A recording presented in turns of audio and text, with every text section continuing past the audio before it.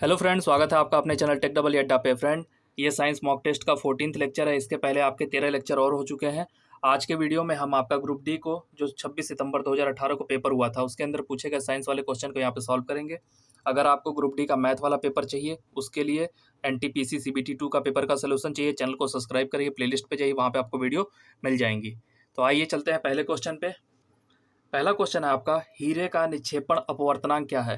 वैसे तो ये थ्योरेटिकल वैल्यू है, लेकिन अगर आपसे पूछता है निक्षेपण अपवर्तनांक होता क्या है, तो सिंपल सा होता है, ये होता है speed of light in medium, speed of light in air upon speed of light in medium. प्रकाश की चाल एयर में अपान प्रकाश की चाल आपके माध्यम में, इसका मान हमेशा एक से ज़्यादा ही होगा, इसका मान हमेशा एक से ज़्यादा होगा। और यहाँ पे देखोगे, अगर हीरे में देखोगे तो इसका मीडियम में स्पीड क्या हो जाता है, बहुत ही कम हो जाता है, जिसके कारण आपका इसका स्ट्रक्चर इस तरह होता है। हीरा एक बार इसके अंदर अगर प्रकाश गया तो इतना जल्दी वो बाहर नहीं आ पाता, इसलिए आपको हीरा क्या होता है, ज़्यादा चमकता है। तो इसका निक्षेपण अपवर्तनांक होता कितना है, 2.42। ये आपका थ्योरेटिकल वैल्यू है, इसको आपको याद करना पड़ेगा। 2.42 आपका क्या होता है, हीरे का निक्षेपण अपवर्तनांक। इसका निक्षेपण अपवर्तनांक ज़्यादा होगा, उतना ही ज़्यादा वो क्या करेगा, चमकेगा। इसके बाद चलते हैं अगले क्वेश्चन पे। अगला क्वेश्चन है आपका, इथेनॉल का सूत्र। सब में क्या है, OH समूह देखोगे सब में है OH OH, ये तो हो नहीं सकता OH, बाकी तीन में है। और आपका इथेनॉल होता क्या है, C2H5OH। स्ट्रक्चर इसका कैसा होगा, CC, एक हाइड्रोजन यहाँ, एक हाइड्रोजन यहाँ, एक हाइड्रोजन यहाँ, और एक हाइड्रोजन यहाँ, एक हाइड्रोजन यहाँ। C और C के बीच एक बंध बनेगा, और O और H। ये हो गया आपका पूरा स्ट्रक्चर, ये होता है आपका इथेनॉल। ये क्वेश्चन आपका तीसरी बार आ चुका है, तो आप समझ सकते हो इथेनॉल आपके लिए कितना इंपॉर्टेंट है। C2H5OH, इसको कहीं कहीं लिखेगा C2H6O, दोनों एक ही चीज़ है। OH समूह इसके आखिरी में होता है, ये इसका स्टैंडर्ड फार्मूला है। अगर आपको कहीं ये भी दे दिया C2H6O, ये भी आपका क्या है, एथेनॉल है, लेकिन इसका स्टैंडर्ड रूप क्या है, C2H5OH, OH समूह के साथ ये रहता है। अब इसके बाद चलते हैं अगले क्वेश्चन पे। पादप कोशिका भित्ति किससे बनी होती है। पादप कोशिका भित्ति है, ये आपकी सेलुलोज और पैक्टीन, सेलुलोज और पैक्टीन दोनों से मिलके बनती है। सेलुलोज और पैक्टीन दोनों से मिलके क्या बनती है, पादप कोशिका। बायोलॉजी का क्वेश्चन आपको रटना ही पड़ेगा। अगला क्वेश्चन है आपका, 2500 वाट दिया है, कितने किलो वाट में होगा। इजी क्वेश्चन है, लेकिन यहाँ पे पॉइंट का खेल है। देखोगे सब जगह 25 25 2.5.25। तो देखो 2500 क्या दिया है आपका, वाट, 2500 वाट दिया है, इसको करना है किलो वाट। 10 के घाते -3 करोगे। अब 10 के घाते -3 करोगे तो दशमलव कितने अंक पे जाएगा, 1 2 3, 2.5 किलो वाट। ठीक, 10 के घाते 3 करके देखोगे, आपका ज़्यादा एक्यूरेसी के साथ आएगा, या तो चाहो तो 1000 से भाग भी दे लो, ये हो जाएगा आपका 2.5 किलो वाट। ऑप्शन 3 इसका क्या हो जाएगा, राइट हो जाएगा। अब इसके बाद चलते हैं अगले क्वेश्चन पे। अगला क्वेश्चन है, टार्टरिक एसिड किसका एक घटक है। अगर आप ऑप्शन पढ़ोगे, पहला दिया है वॉशिंग सोडा, दूसरा है सिरका, तीसरा है बेकिंग सोडा, चौथा है बेकिंग पाउडर। आपको लगेगा ये क्या है, एसिड है, ये किस में मिलेगा, सिरका में ही मिलना चाहिए। लेकिन आपकी जानकारी के लिए बता दें, सिरका में होता है एसिटिक अम्ल, एसिटिक अम्ल इसमें क्या होता है, सिरका में पाया जाता है। तो आपका टार्टरिक कहाँ पे होगा, तो देखिए टार्टरिक एसिड का उपयोग कहाँ पे करते हैं, जैसे बेकिंग पाउडर में होता है सोडियम बाइकार्बोनेट। सोडियम बाइकार्बोनेट में हम क्या करते हैं, सोडियम बाइकार्बोनेट जो होता है क्षारी होता है, क्षार कैसा होता है, कड़वा। क्षार क्या होता है, कड़वा। जो कि बेकिंग सोडा जो होता है ये सोडियम बाइकार्बोनेट ही होता है। लेकिन बेकिंग पाउडर बनाते हैं तो सोडियम बाइकार्बोनेट के कड़वाहट को हटाने के लिए हमें क्या करना पड़ेगा, अम्ल मिलाना पड़ता है। तो कौन सा अम्ल मिलाते हैं, तो उसी का नाम क्या है, टार्टेरिक अम्ल। ये है टार्टेरिक अम्ल। टार्टेरिक अम्ल इस वाले में सोडियम बाइकार्बोनेट में मिला देते हैं, तो ये आपका क्या बनता है, बेकिंग पाउडर NaHCO3। ठीक, ये आपका बनता है baking powder. Baking powder sodium bicarbonate के कड़वाहट को हटाने के लिए हम क्या मिलाते हैं, टार्टरिक एसिड। तो इसके कड़वाहट दूर हो जाती है और हमें क्या मिलता है, बेकिंग पाउडर। वहीं वॉशिंग सोडा आप सबको पता है, पानी का जो कठोरता है होता है उसको कम करता है, Na2CO3। Na2CO3। ठीक, इसको हम कपड़ा धोने के यूज में लेते हैं, साबुन में यूज करेंगे। बेकिंग सोडा आप सबको पता है, बेकिंग सोडा कहाँ पे करते हैं, जितने आपके कुकीज बनते हैं उसमें इसका यूज करते हैं बेकिंग सोडा का। अब इसके बाद चलते हैं अगले क्वेश्चन पे। सामान्यतः विद्युत तापन उपकरणों में प्रयोग किया जाता है। विद्युत तापन उपकरण में उसी का प्रयोग किया जाएगा जो आपके उष्मा का विरोधी हो। उष्मा का विरोधी इसमें से कौन सा है, ये है आपका नाइक्रोम। नाइक्रोम और बाकी अगर कॉपर लगाओगे तो कॉपर क्या करता है, उसका उष्मा का कंडक्टिविटी करेगा। इसको हिंदी में आप क्या कहोगे, उष्मा का संचालन कर देता है एक पॉइंट से दूसरे पॉइंट पे। आयरन भी अगर आप यूज करोगे तो एक जगह से दूसरे जगह पे आपका उष्मा का संचारण होता है। कैसे, आयरन के अगर एक छोर को गर्म करोगे तो आपका यहाँ वाला छोर भी क्या होता है, गर्म। एल्युमिनियम है, एल्युमिनियम के अगर इस छोर को गर्म करोगे पहले छोर को, तो आखिरी छोर भी क्या होगा, गर्म होगा। लेकिन आपका क्या होता है, नाइक्रोम उष्मारोधी होता है। और नाइक्रोम बनता कैसे है, नाइक्रोम आपका निकिल प्लस आपका क्रोमियम दोनों को मिलाने पे क्या बनता है, नाइक्रोम। इसका विद्युत तापन उपकरणों में उपयोग करते हैं, जैसे आपका प्रेस हो गया उसमें भी यूज करते हैं। अब यहाँ पे अगर आपको पूछेगा कॉपर, कॉपर का परमाणु क्रमांक कितना होता है, 29। पूछेगा आयरन, आयरन का परमाणु क्रमांक कितना होता है, 26। एल्युमिनियम, एल्युमिनियम का कितना होता है, 13। अब यहाँ पे कॉपर किस ब्लॉक का तत्व है, अगर आपने आवर्त सारणी वाली वीडियो नहीं देखी है तो आप चाहो तो देख भी सकते हो। कॉपर और आयरन ये है आपका ब्लॉक डी वाला एलिमेंट, और वहीं पे एल्युमिनियम किसका हो जाएगा, ब्लॉक पी का एलिमेंट। ठीक, अब इतनी एक्स्ट्रा जानकारी हमने आपको बता दी। दिए गए एक तापमान पर ध्वनि की गति सबसे अधिकतम होती है। देखिए जो ध्वनि होती है ये आपकी गैस, लिक्विड और सॉलिड। सबसे पहले तो आपको यही पता होना चाहिए ध्वनि क्या होती है, अनुदैर्ध्य तरंग होती है। सबसे ज़्यादा इसकी गति किस में होती है, सॉलिड में होती है। फिर उसके बाद क्या आती है, लिक्विड। फिर उसके बाद होती है गैस में। तो ध्वनि की गति आपका सॉलिड में ज़्यादा होगा। यहाँ तो सब ऑप्शन देखोगे तो सबके सब क्या हैं, धातु हैं, सब आपके सॉलिड हैं। अब इसमें भी पूछा है सबसे ज़्यादा इसमें किसकी होगी, तो आपका सबसे ज़्यादा होता है एल्युमिनियम में, लगभग आपका कितना होता है, 6400 मीटर पर सेकेंड। ठीक, इसके बाद आपका आता है निकिल में। निकिल में आपका लगभग 6000 मीटर पर सेकंड क्या होता है, ध्वनि की गति होती है। वहीं बात करें स्टील में तो लगभग होता है 5900 मीटर पर सेकंड। और वही आयरन में लगभग आपका 5000 मीटर पर सेकंड होता है। ठीक है, तो सबसे ज़्यादा किसमें होती है, एल्युमिनियम में, फिर होगी निकिल में, फिर आपका होता है स्टील, फिर हो गया आपका आयरन। इसके बाद अगर आपसे पूछेगा लिक्विड में, ये तो हो गया आपका सॉलिड में। और लिक्विड जैसे पानी, पानी में इसकी गति कितनी होती है ध्वनि की, लगभग आपका 1400 मीटर पर सेकंड के आसपास। और वहीं अगर आपसे पूछ दिया वायु मतलब एयर में, एयर में आपका ध्वनि की स्पीड लगभग 343 मीटर पर सेकंड होती है। ठीक, तो सबसे कम किस में होगी, वायु में होगी। फिर उसके बाद क्या होगी, पानी में। सबसे ज़्यादा किस में होगी, सॉलिड में होगी। और सॉलिड में भी सबसे ज़्यादा किस में आती है, एल्युमिनियम में। अब इसके बाद चलते हैं अगले क्वेश्चन पे। अगला क्वेश्चन आपका केमिस्ट्री से है। बेंजीन के एक अणु में कितने दोहरे आबंध होते हैं। यहाँ पे देखिए ईन है, हमने कल आपको बताया कल वाले वीडियो में कीन में कितने होते हैं, दोहरे बंध आपके पाए जाते हैं। एल्केन में सिंगल बंध, और एल्काइन में कितने, 3 बंध पाए जाएंगे। तो यहाँ आपसे पूछा बेंजीन के एक अणु में कितने दोहरे आबंध होते हैं। तो सबसे पहले हमें पता होना चाहिए बेंजीन का स्ट्रक्चर कैसा होता है, C6H6। तो ये आपका कैसा बनता है, हेक्सागोनल। यहाँ पे आपका C हो गया, इसके बीच 2 बंद, इसके बीच 2 बंद, इसके बीच 2 बंद। और यहाँ पे आपका क्या हो जाता है, H H H H और H। ये सब जगह पे क्या है, कार्बन है। यहाँ भी कार्बन, यहाँ भी कार्बन, यहाँ भी कार्बन, यहाँ भी कार्बन, यहाँ भी कार्बन। अगर यहाँ पे दोहरे आबंध की बात की जाए तो दोहरे आबंध कितने बन रहे हैं, 1 2 और 3। टोटल दोहरे आबंध कितने बनते हैं यहाँ पे, 3। अगर आपसे पूछता है यहाँ पे टोटल सिंगल आबंध कितने बनते हैं, एक बॉन्ड कितने बनते हैं, ये होता है C6H6। ठीक, तो सबसे पहले आप C ही लिख लो, ज़्यादा अच्छा रहेगा। थोड़ा और छोटा बनाते हैं, C C C C C और C। इसके बीच एक इस टाइप से ही स्ट्रक्चर बनता है। यहाँ पे डबल बॉन्ड, यहाँ पे और यहाँ पे। ये हो जाएगा आपका H, ये हो गया आपका H, ये हो गया आपका H, और यहाँ नीचे H होगा, यहाँ भी H होगा और यहाँ भी H। 3 बांध क्या है आपके, डबल। अब यहाँ पे अगर आपसे पूछता है सिंगल बांध कितने हैं, तो 1 2 3 4 5 6, 6 तो यही वाले हो गए प्लस 7 8 9। सिंगल बांध कितने हो गए, एक बांध कितने हो जाते हैं 9, और द्विबांध कितने होते हैं आपके 3। तो दोनों आपके लिए इंपॉर्टेंट है। अगर आपसे पूछता है एक बांध कितना है, वो होता है 9, और बेंजीन में डबल बांध कितने पाए जाते हैं, वो होते हैं आपके 3।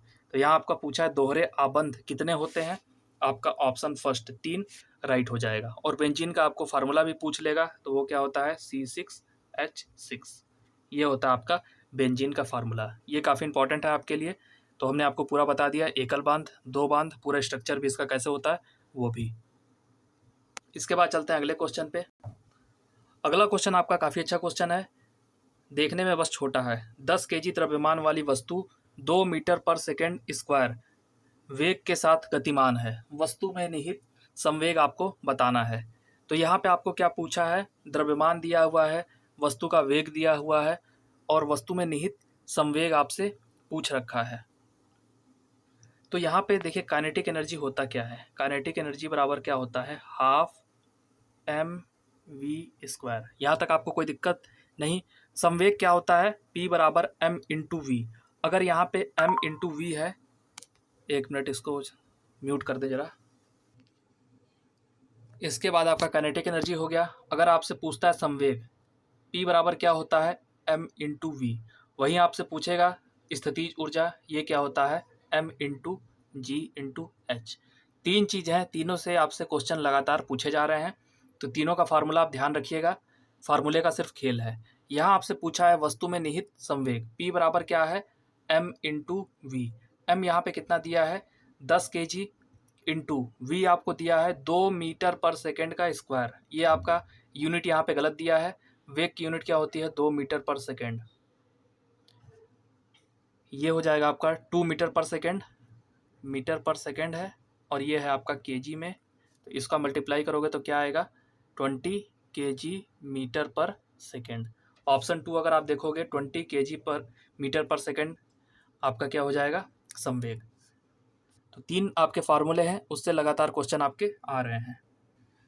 जिंक कॉपर सल्फेट विलयन से कॉपर को अलग कर सकता है, क्योंकि जिंक, देखिए जिंक है कॉपर सल्फेट में जैसे ही आप मिलाओगे तो जिंक आपका क्या होता है, कॉपर के अपेक्षा ज़्यादा सक्रिय होता है, ज़्यादा अभिक्रियाशील होता है। तो ये आपका सल्फेट के साथ जिंक सल्फेट बना लेगा और कॉपर आपका अलग हो जाएगा। तो अगर आपसे पूछेगा सबसे ज़्यादा अभिक्रियाशील कौन सा है, तो इसका क्रम क्या होता है, सबसे ज़्यादा कौन सा होता है पोटेशियम, फिर होता है आपका सोडियम, फिर होगा आपका कैल्शियम, फिर होता है आपका मैग्नीशियम, फिर होता है आपका एल्युमिनियम, फिर होता है आपका जिंक, ये इसी को कहा जाता है जस्ता। फिर हो गया आपका जस्ता के बाद फिर आपका आ जाएगा आयरन, आयरन के बाद आपका आता है नीचे कॉपर, कॉपर फिर होता है Ag, फिर होता है Au। इसके पहले क्वेश्चन पूछा था सबसे कम अभिक्रियाशील धातु कौन सी है, वो है आपकी Au। Au को क्या कहते हैं, गोल्ड। ये है आपका सोना। सोना क्या होती है, सबसे कम अभिक्रियाशील होती है। अगर आप इसको खुले में रखोगे उसके ऊपर कोई जंग नहीं लगने वाला। सबसे कम अभिक्रियाशील कौन सी होती है, सोना। और सबसे ज़्यादा कौन सी होती है, पोटेशियम। पोटेशियम आपको कभी भी शुद्ध रूप में मिल ही नहीं सकता वातावरण के अंदर, ये किसी न किसी के साथ क्रिया करके एक यौगिक के रूप में बन जाता है। तो यहाँ पे आपको क्या दिया है, जिंक कॉपर सल्फेट है, कॉपर को आपको अलग करना है। आपके पास क्या है, कॉपर है। अब इसमें ऊपर किसी इससे ज़्यादा अभिक्रियाशील वाली धातु अगर इसके साथ मिलाया जाएगा तो वो सल्फेट के साथ विलयन को अभिक्रिया करके एक यौगिक बना लेगी और कॉपर को अलग कर देगी। तो यहाँ हमने क्या मिलाया है, जिंक। जिंक क्या है, आपके कॉपर से ज़्यादा अभिक्रियाशील है। तो जैसे ही कॉपर सल्फेट में जिंक को ऐड करोगे तो आपका जिंक क्या करेगा, सल्फेट के साथ जिंक सल्फेट बना लेगा और कॉपर को आपको अलग कर देगा। तो पहला करेंगे, कॉपर की तुलना में कम अभिक्रियाशील है जिंक, पहला ऑप्शन गलत है। कॉपर की तुलना में अधिक ऑक्सीकृत है, गलत है। कॉपर की तुलना में अधिक अभिक्रियाशील होता है जिंक, ये ऑप्शन आपका राइट हो जाएगा। ऑप्शन थर्ड अगर आप देखोगे, कॉपर की तुलना में अधिक अभिक्रियाशील होता है आपका जिंक। ये पूरा आपका टेबल है, यहाँ से आप ये भी देख सकते हो टेबल भी। सबसे ज़्यादा कौन सा होता है, पोटेशियम। सबसे कम कौन सा होता है, सोना। सोना के बाद आता है चांदी, चांदी के बाद क्या आता है, तांबा। तांबा के बाद फिर क्या आएगा आपका आयरन, आयरन के बाद आपका आ गया जिंक। ये अभिक्रियाशील बढ़ते हुए क्रम में बता रहे, फिर एल्युमिनियम, फिर मैग्नीशियम, फिर कैल्शियम, फिर सोडियम, फिर क्या हो जाएगा पोटेशियम। सबसे ज़्यादा कौन सा हो गया, पोटेशियम। तो आपके लिए इंपॉर्टेंट कौन सा है, सबसे ज़्यादा कौन सा होता है, पोटेशियम, सबसे कम कौन सा होता है, सोना। ये दो आपके लिए काफ़ी इंपॉर्टेंट है। फिर इसके बाद आप क्रम भी आप एक बार देख लो, आपके दिमाग में रहेगा। इसके बाद चलते हैं अगले क्वेश्चन पे। अस्थि कोशिकाएं एक हार्ड मैट्रिक्स के अंतः स्थापित होती हैं जो बना होता है। जो भी आपकी अस्थि कोशिकाएं होती हैं वो कैल्शियम प्लस फास्फोरस दोनों से मिलके बनती है। जो भी आपके दांत बने होते हैं कैल्शियम और फास्फोरस दोनों के होते हैं। तो कैल्शियम का स्रोत आपका क्या है, दूध हो गया। उसी तरह से फास्फोरस का भी क्या हो गया, दूध हो गया, और आपका पनीर हो गया। ये इसके स्रोत हैं। वहीं पे आपका जैसे सोडियम हो गया, सोडियम आपका कहाँ से मिलेगा, सोडियम आपका जितने हरे पत्तेदार सब्जी होते हैं, नमक होता है, वहाँ से मिल जाएगा। फ्लोरीन, फ्लोरीन ये काफ़ी इंपॉर्टेंट है, ये आपके हड्डियों के क्षय को रोकता है। और फ्लोरीन का स्रोत आपका क्या होता है, जो आप पानी पीने का पानी होता है ना, पीने का पानी जो आप यूज करते हो, वहाँ से आपको क्या मिलता है, फ्लोरीन। फ्लोरीन आपका क्या होता है, विद्युत ऋणात्मकता इसकी सबसे ज़्यादा होती है। यह आपके हड्डियों को क्षय से बचाता है। बाकी आपको फास्फोरस बताई दिए, सोडियम बताई दिए, फास्फोरस आपका दूध और पनीर। तो जो अस्थि कोशिकाएं होती हैं वो कैल्शियम और फास्फोरस दोनों से मिलके बनी होती हैं। इसके बाद अगला क्वेश्चन है आपका, जब तत्वों को परमाणु भार के बढ़ते क्रम में व्यवस्थित किया जाता है तो बीच वाले तत्व का परमाणु भार अन्य दो तत्वों के परमाणु भार की लगभग औसत होती है। इस नियम को किस नियम से जाना जाता है, ये है डोबेराइन का त्रिक नियम। सबसे पहले इन्होंने ही दिया था। इन्होंने क्या कहा था, दो ए बी और सी, इन्होंने तीन टाइप के एलिमेंट को यूज किया था। बोला था ए और सी का जो द्रव्यमान संख्या है, अगर हम दोनों का औसत करते हैं, दोनों का औसत करेंगे तो तीसरे वाले जो बीच वाला जो एलिमेंट है इसके द्रव्यमान संख्या के बराबर आएगा। जैसे इन्होंने लिया था आपका लिथियम ले लिया था, फिर इसके बाद है सोडियम और पोटेशियम। तो लिथियम का परमाणु द्रव्यमान संख्या कितना है, द्रव्यमान संख्या होता है 7 और पोटेशियम का होता है 39। ठीक, अब दोनों का जो भी आपका एवरेज आएगा वो सोडियम के बराबर आना चाहिए। एक बार करके देखते हैं, 7 + 39 बटे 2, 39 में 7 जोड़ो कितना आएगा, 46/2, ये कितना हो जाता है, 23। द्रव्यमान संख्या 23 किसका होता है, सोडियम का। इस हिसाब से इन्होंने अपना त्रिक मॉडल दिया था। ये क्या है, पहले लिथियम रखा, फिर सोडियम, फिर क्या, पोटेशियम। इस हिसाब से इन्होंने मॉडल दिया था द्रव्यमान संख्या के आधार पे। पहले और आखिरी का द्रव्यमान संख्या का एवरेज बीच वाले के द्रव्यमान संख्या के बराबर होगा। ठीक, ये इनका मॉडल था। न्यूक्लैंड का अष्टक नियम क्या था, इन्होंने बताया था जो पहला एलिमेंट होगा वो अपने 8वें एलिमेंट के साथ सेम प्रॉपर्टी को रखता है। न्यूटन का नियम आप सबको पता ही है, बता ही चुके हैं। ये गति का नियम। मेंडलीव का नियम क्या था, इन्होंने जो आवर्त सारणी में तत्वों को वर्गीकरण किया था वो द्रव्यमान संख्या के आधार पे किया था। जब ये वर्गीकरण कर रहे थे उस समय टोटल तत्व कितने थे, 63। और जो आपका आधुनिक आवर्त सारणी है ये है आपका मोजले या मोसले कहा जाता है, या मोजले, तो हिंदी प्रोनाउंसिएशन आप कुछ भी कर सकते हो। ये है आपका परमाणु क्रमांक। परमाणु क्रमांक के आधार पर इन्होंने आधुनिक आवर्त सारणी दी है। अब तक टोटल 118 तत्व आपके पास ज्ञात हैं। ठीक, तो सबको डिटेल में बता दिया। अब चलते हैं अगले क्वेश्चन पे। अगला क्वेश्चन है, प्रतिबल का प्रभाव निम्नलिखित में से किस पर निर्भर करता है। जो आपका प्रतिबल होता है वो आपके एरिया पे डिपेंड करता है। जो भी प्रतिबल होता है वो आपके एरिया पे डिपेंड करेगा।